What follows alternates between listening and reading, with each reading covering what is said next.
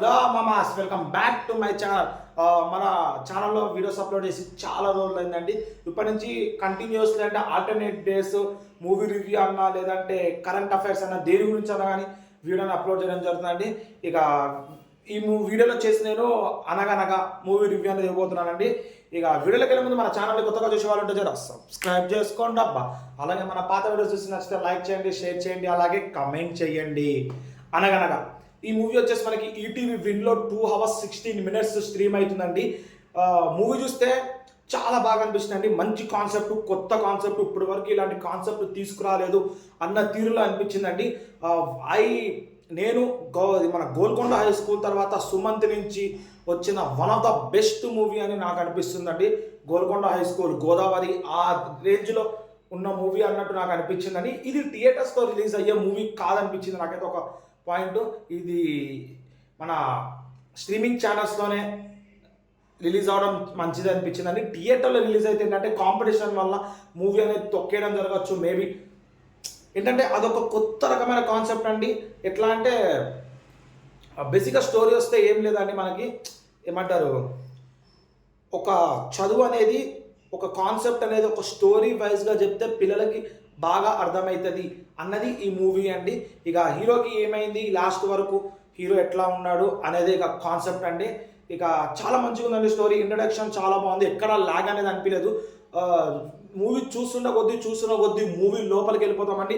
మనం అక్కడ ఉన్నాము అన్న ఫీలింగ్ అనేది మనకు అనిపిస్తుంది, అంత బాగుంది. తండ్రి కొడుకుల ఎమోషన్ కూడా చాలా బాగుంది. హీరోయిన్ క్యారెక్టర్ కూడా చాలా బాగుందండి. హీరోయిన్ ఎంత చేయాలనుకున్నా అంత క్యారెక్టర్ చేసుకుని వెళ్ళిపోయిందండి. అంటే అట్లా ఫ్లోలో వెళ్ళిపోయింది క్యారెక్టర్. ఆమెది కూడా అంత హై బడ్జెట్ మూవీ అయితే ఇదేం కాదండి, చాలా లో బడ్జెట్ అనుకున్నాయి. అయితే పెద్ద సెట్స్ కూడా ఏం లేవు. ఒకటి వచ్చేసి మనకి ఇల్లు, స్కూలు, ట్యూషన్, ఈ 3 సెట్స్ అనిపించింది మనకి. ఇక చాలా బాగుందండి. ఎమోషన్ కూడా చాలా జనరేట్ అయిపోయింది మూవీలో. కొన్ని ఎమోషనల్ సీన్స్ కూడా చాలా బాగా అనిపించింది. బేసిక్గా క్లైమాక్స్ అయితే పిచ్చ పీక్స్ ఉందండి. క్లైమాక్స్ నిజంగా చెప్తున్నా, లిటరలీ క్లైమాక్స్ అయితే చాలా బాగుందండి. క్లైమాక్స్ ప్లస్ ఇంటర్వెల్ సీన్ కూడా చాలా బాగుందండి. అనగనగా అనే టైటిల్ యాప్ట్ టైటిల్ అండి మూవీకి.